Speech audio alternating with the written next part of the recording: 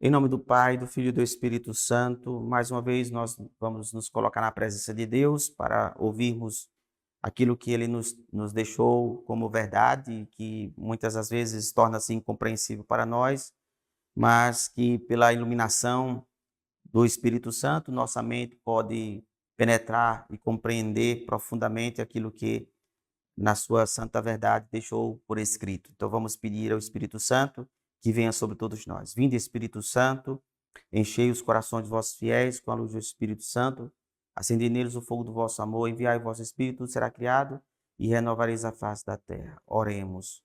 Ó Deus, que instruís os corações dos vossos fiéis com a luz do Espírito Santo e fazer que apreciemos retamente todas as coisas, segundo o mesmo Espírito, e gozemos sempre suas consolações, por Cristo, Senhor nosso. Amém. Em nome do Pai, do Filho e do Espírito Santo. Amém. Vamos agora, conforme eu mencionei na última aula, nós vamos agora no capítulo 20. Vamos tentar compreender, é um capítulo um pouco complexo. Então, isso aqui ele é um desafio para todos os grandes comentadores, especialistas aqui na literatura apocalíptica. Vou ver como é que eu posso explicá-lo de uma maneira simples. Portanto, vamos iniciar. Capítulo 20, versículo 1. Vi então um anjo descer do céu, ou seja, depois que terminou a batalha, aquela batalha que Deus vinga e prende o falso profeta, a besta, e assim, e o falso profeta no lagar de enxofre, né? Ou seja, há uma alusão ao inferno. Aí agora diz: vi um anjo descer do céu, trazendo na mão a chave do abismo. Normalmente essa palavra abismo é uma palavra alternativa para designar o inferno, ou seja, um anjo que tem a capacidade de fechar o inferno, de trancafiar prisioneiro todos os inimigos de Deus. E uma grande corrente, ou seja, uma corrente para ligar, para aprisionar, seria uma espécie de algemas. E agarrou o dragão, a antiga serpente, que é o diabo, Satanás, acorrentou por 1000 anos e atirou dentro do abismo, fechando-o, lacrando-o com um selo para que não seduzisse mais as nações até que os 1000 anos estivessem terminados. Então vamos tentar ver o que a gente pode compreender isso aqui. Isso aqui é bem complexo. Aqui está mencionando o seguinte, que esse anjo, que não dá muitos detalhes, apenas ele é apresentado como um enviado de Deus, ele vem primeiramente trazendo uma chave e uma corrente. O objetivo é trancafiar o dragão, ou o dragão que depois ele vai descrever como sendo a antiga serpente, ou seja, o diabo, Satanás, que arrastou a humanidade para a perdição. Então ele vai ser capturado, vai ser aprisionado, porque mesmo depois da morte e ressurreição de Cristo, ele ainda permaneceu solto no mundo, por isso que nós ainda sofremos efeitos de sua atuação através da sedução, através da maldade, e nós vemos isso muito visivelmente, como a maldade está muito, digamos, proliferada por todo mundo, o indício de que ele está presente no mundo ainda.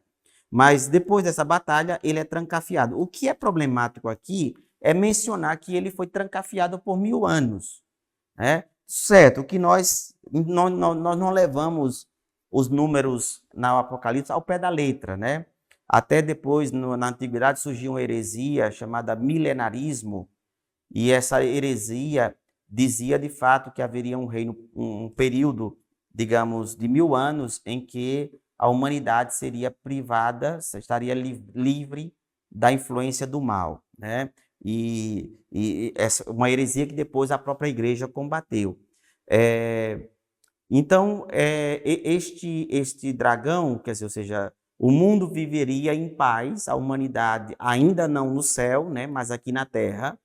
Nós viveríamos ainda na terra por um período sem sermos atormentados por nenhuma maldade, por nenhuma tentação, nós não sofreríamos o efeito da sedução do maligno e assim por diante. É isso que o Apocalipse está dizendo. Vi então tronos e aos que neles se sentaram foi dado o poder de julgar. Vi também as almas daqueles que foram decapitados por causa do testemunho de Jesus Cristo e da palavra de Deus, e dos que não tinham adorado a besta, nem sua imagem e nem recebido a marca sobre a fronte ou na mão. Eles voltaram à vida e reinaram com Cristo durante 1000 anos. Então, ele primeiramente está dizendo, vi a alma dos justos, daqueles que foram decapitados, porque eles ainda não ressuscitaram, né? Mas está dizendo aqui que no final, um pouco mais adiante, ele diz que eles voltaram à vida, ou seja, eles ressuscitaram na carne. Inclusive, um dos elementos centrais da nossa fé, a importância da nossa fé, é que nós cremos na ressurreição da carne. De fato, no final dos tempos, isso não é só o Apocalipse que fala sobre isso, Paulo fala amplamente sobre este ponto, de que no final haverá uma ressurreição universal, nós ressuscitaremos à semelhança de Cristo, nós teremos, portanto, um corpo não mais corruptível, portanto, nós temos agora, por exemplo, nosso corpo ele é corruptível, ele se deteriora. Dia após dia, nosso corpo ele vai perdendo toda a sua flacidez, ele vai perdendo todo o seu vigor, toda a sua vitalidade. Nós trocamos células permanentemente, células morrem todos os dias. Então, por onde nós passamos, nós deixamos atrás de nós um rastro de destroços invisíveis, naturalmente, porque são células não são visíveis a olho nu, mas por onde nós passamos, nós deixamos um rastro dos nossos destroços, de células que morrem. Ou seja, nesta vida temporal, nós habitamos em um corpo corruptível, um corpo que está se deteriorando. O envelhecimento do nosso corpo, dos nossos órgãos, é uma prova exatamente de que estamos ainda vivendo no corpo que pesa, um corpo que ele está caminhando para a sua depredação. E essa depredação ela vai se tornar consumada quando, por fim, nossa alma se ausentar do corpo, nosso espírito se ausentar do corpo, e aí nosso corpo irá ser depositado na terra, e aí chegará na consumação da deterioração.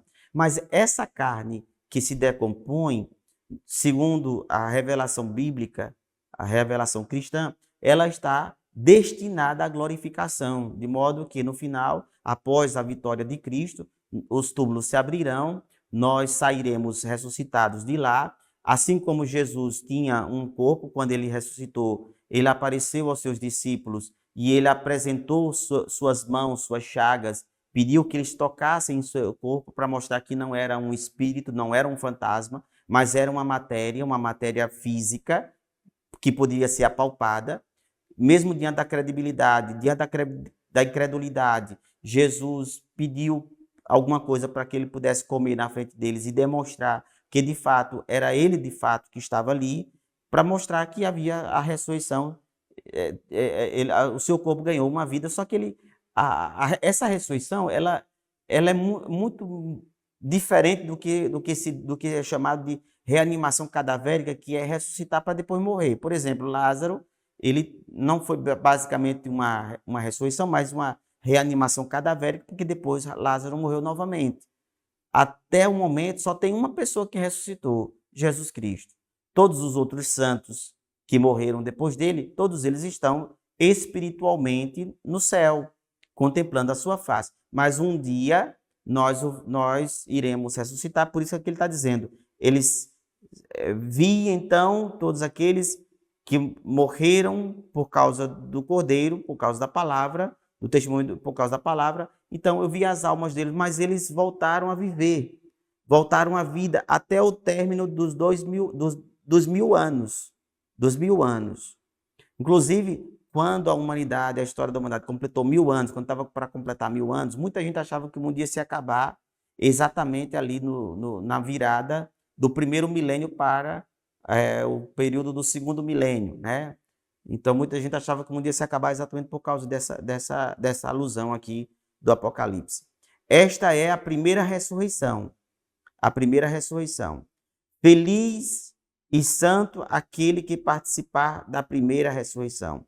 Sobre estes, a segunda morte não tem poder. Eles serão sacerdotes de Deus e de Cristo, e com ele reinarão durante 1000 anos. Aqui é uma expressão bastante complexo. O capítulo 20, conforme eu já falei, ele é muito complexo. Se o Apocalipse é considerado um livro complexo, eu diria que dentro do Apocalipse nós temos uma parte mais complexa, que é isso aqui, que é algo muito difícil da gente entender o que é que João quis expressar aqui.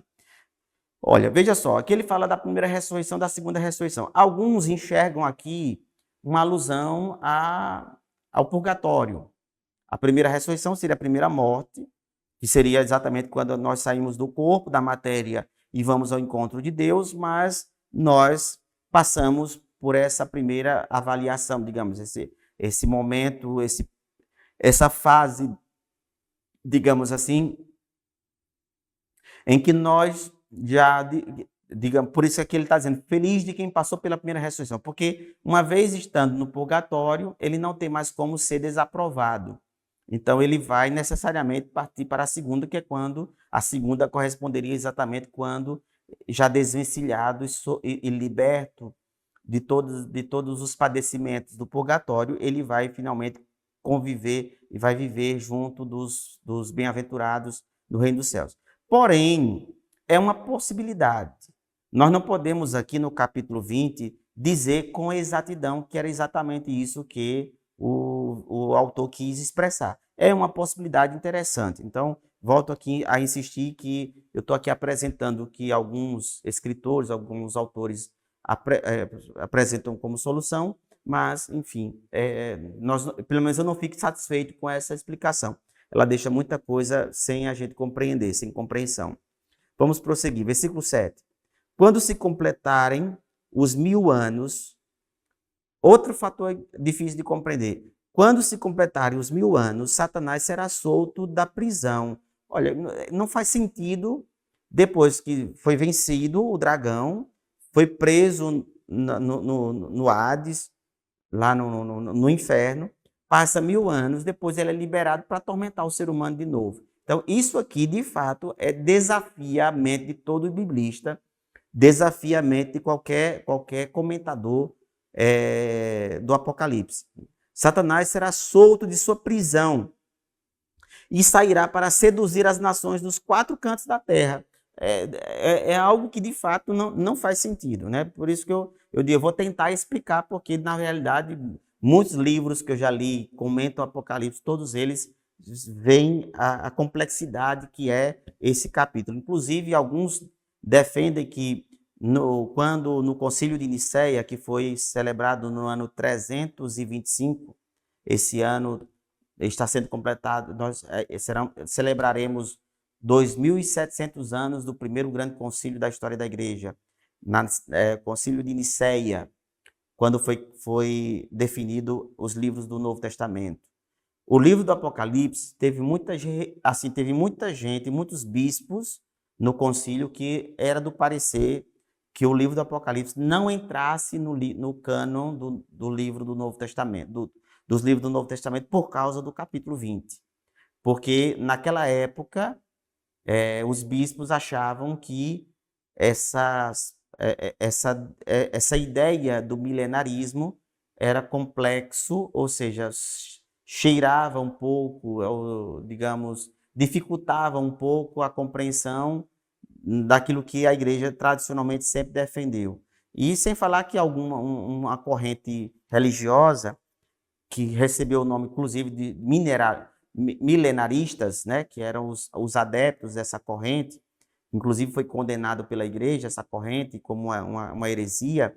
Os adeptos do milenarismo se baseavam exatamente nessas ideias desse governo de 1000 anos e que Satanás depois voltaria a atormentar a humanidade, a seduzir a humanidade novamente. Porque racionalmente não faz sentido, porque se prendeu, porque fazia mal à humanidade, porque depois soltaria, porque depois Deus soltaria. Com qual objetivo Deus soltaria o dragão novamente? Então é isso que torna a coisa um pouco complexa, bastante complexa.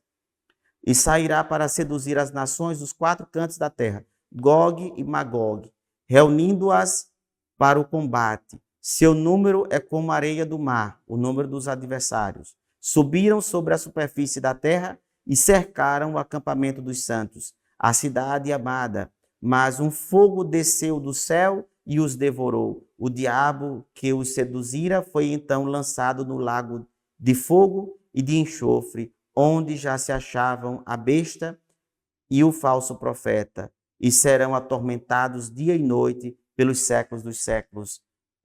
E aqui, nessa penúltima parte, o autor diz o seguinte, que haverá um confronto, depois que o dragão for liberado novamente, esse dragão vai se voltar contra os eleitos, mas Deus protegerá os eleitos.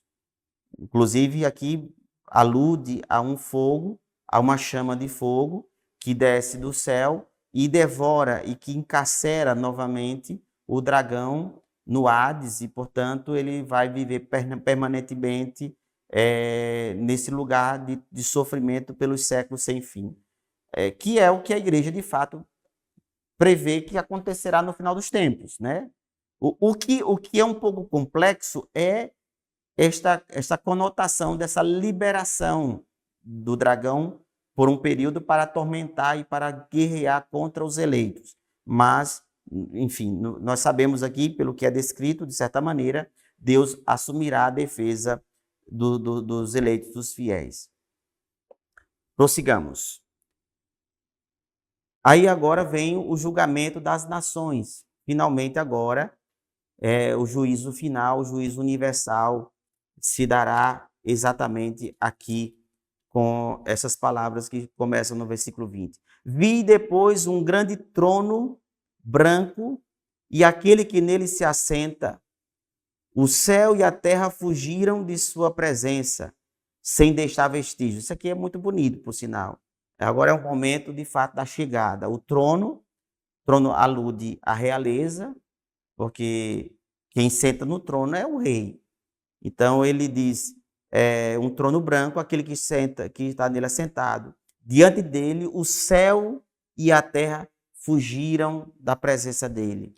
Diante do fulgor, do esplendor da sua glória, sem deixar vestígio, desaparecem, o céu e a terra desaparecem. Vi então os mortos, grandes e pequenos, em pé diante do trono, e abriram-se livros. Também foi aberto outro livro, o da vida. Os mortos foram então julgados conforme sua conduta, a partir do que estava escrito nos livros. O mar devolveu os mortos que nele jaziam. A morte e o Hades entregaram os mortos que nele estavam, e cada um foi julgado conforme sua conduta. A morte e o Hades foram então lançados no lago de fogo. Esta é a segunda morte, o lago de fogo. E quem não se achava inscrito no livro da vida foi também lançado no lago de fogo. Isso é muito bonito. Veja que essa parte final do capítulo 20, ele tem uma beleza muito, muito, muito bem impressionante, é extraordinário. Talvez é o que salva todo o capítulo 20. Aqui ele está falando do juízo final de uma maneira muito, muito, muito refinada, muito bonita.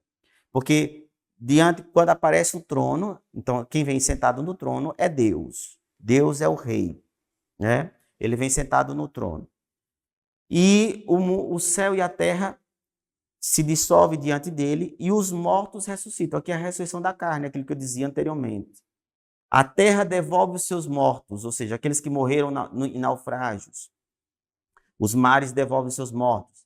Os túmulos são abertos e aqueles que morreram, todos eles, recuperam os seus corpos. As almas que estão no inferno, no Hades, também o inferno devolve os seus mortos, porque os que estão no inferno deverão comparecer e encarar e olhar nos olhos do rei, de olhar nos olhos de Deus. Eles ressuscitam na carne também. Então a ressurreição da carne não é apenas para os que vão para o céu, não é apenas para os justos. Todos nós ressuscitaremos na carne. Todos nós, bons e maus, santos e pecadores, os justos e os ímpios, todos nós. O inferno devolverá as almas que lá estão sendo atormentadas no presente, no momento. Todas as almas que estão lá, essas almas serão vomitadas na presença de Deus. E aí eles ressurgirão em corpos, na carne, porém, eles ressuscitarão para a condenação. Eles voltarão, serão devolvidos depois para o Hades, eles serão devolvidos depois para o lugar de onde eles já vinham, enquanto que os justos agora, não mais em espírito, não mais agora espiritualmente, mas os justos com corpos reluzentes, com corpos glorificados, gloriosos, como o corpo de Cristo. Inclusive, Paulo diz, Jesus, primogênito dentre os mortos, ressuscitou como primícia dos que adormeceram. Ele foi o primogênito, o primeiro homem, né? Porque ele era homem, mas ele sendo Deus, foi o primeiro a morrer e ao mesmo tempo ressuscitar incólume, ou seja, ressuscitar glorificado, glorioso. E a partir de então, aqueles que ressuscitarem para a vida, eles não mais sentirão os seus corpos como que prisões. O corpo já não mais se deteriorará, por isso que não haverá mais morte, a morte também vai ser julgada, a morte será lançada também no Hades. Então, nós viveremos para Deus por toda a eternidade, estaremos diante do reino por toda a eternidade. É interessante que o Catecismo da Igreja diz que, quando o Catecismo vai definir o que é o ser humano, o Catecismo diz o seguinte: o ser humano é um ser corpóreo dotado de alma espiritual. Significa dizer que é da nossa essência sermos corporais. Nós fomos criados por Deus não apenas para sermos espíritos. Por isso que nossa matéria, nossos corpos, eles estão destinados à restauração, até porque ele é santificado pelo fato de nós sermos morada do nossos corpos nós sermos moradas do Espírito Santo. Esses corpos já na terra, eles já participam de alguma forma, já participam da glorificação, porque, por exemplo, hoje na missa de manhã, eu comunguei da missa, meu corpo, embora ele ainda submetido à escravidão, mas agora ele já pode, de certa maneira, mesmo que imperfeitamente, ele pode desfrutar do caráter eterno, porque eu tanto posso entrar em comunhão com Cristo fisicamente, quando eu comungo na Eucaristia, mas também esse meu corpo é habitação não só do meu espírito, mas ele também é habitação de um espírito santificador, que é o Espírito Divino. Então veja que, já mesmo aqui na Terra, esse nosso corpo, que muitas vezes, por causa do pecado, é tão ridicularizado, ele é tão, digamos, afetado, corrompido pelo nosso pecado, né? Pelas muitas vezes que nós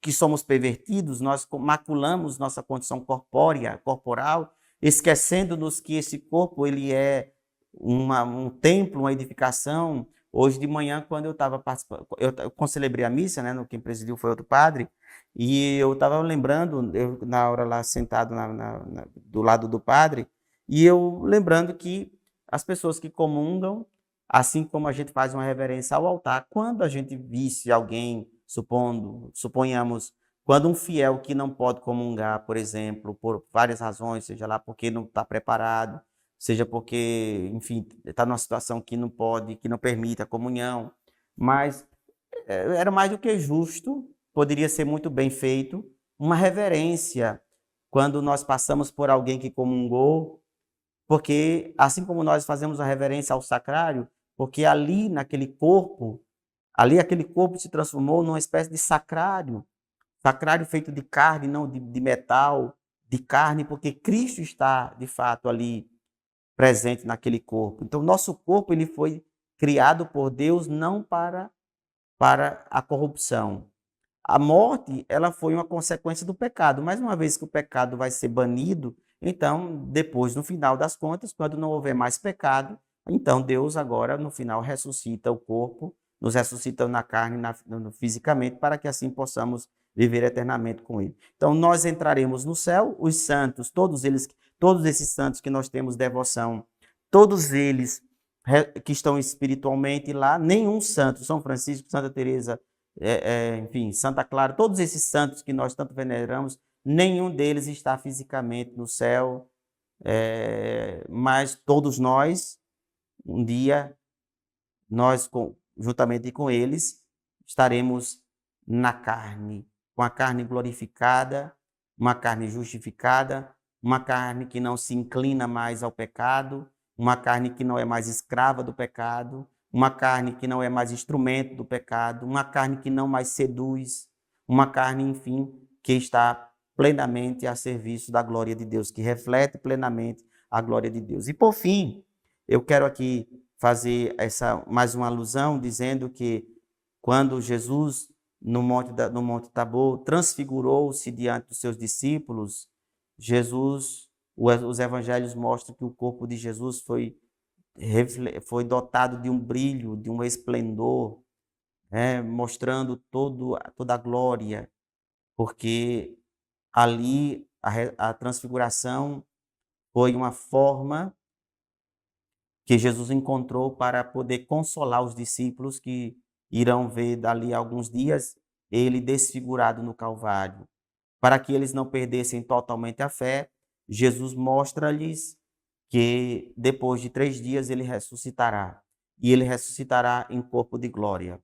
Então, com a descrição que nós vemos nos evangelhos quanto ao corpo de Cristo, nós podemos perceber que nosso corpo está destinado a ser revestido de glória. Hoje nós vemos quantas pessoas que são escravos da aparência física, alguns por causa do complexo de inferioridade, porque não se sente dentro dos padrões da sociedade por causa das características físicas e coisa e tal, ou outros que exageram, talvez supervalorizando os aspectos basicamente totalmente externos, estéticos, esquecendo que, na verdade, por mais que se façam procedimentos, mas jamais eles irão fugir da grande realidade de que nós só teremos um corpo de glória, a verdadeira beleza, quando no fim nós ressuscitarmos na carne, numa carne glorificada, numa carne revestida de esplendor e de glória. Muito bem, então nós agora terminamos esse capítulo 20. Eu até estava um pouco meio assim, apreensivo de comentar esse capítulo 20, mas eu acredito que das vezes que eu comentei, com a graça de Deus me ajudou agora, acho que talvez foi da forma que até agora, tantas vezes que eu já dei essa aula, tanto presencialmente, né? Todas as vezes presencialmente, a primeira vez foi agora através de gravação, mas fiquei com a sensação de que foi a primeira vez que eu consegui explicar melhor. Eu sempre sofri muito para explicar, para me tornar compreensível aqui nesse capítulo aqui, porque é uma dor de cabeça para todo estudioso, para todo pesquisador sobre Apocalipse, mas eu acredito que aqui ficou dentro das condições, dentro do que é possível, creio que ficou compreensível. Nós vamos parar por aqui. No próximo encontro, nós iremos analisar o penúltimo capítulo, o capítulo 21, que é uma beleza extraordinária, é a Jerusalém Celeste. Então, na próxima aula, nós iremos comentar, estudar e analisar esse próximo capítulo. Que Deus abençoe e até o nosso próximo encontro.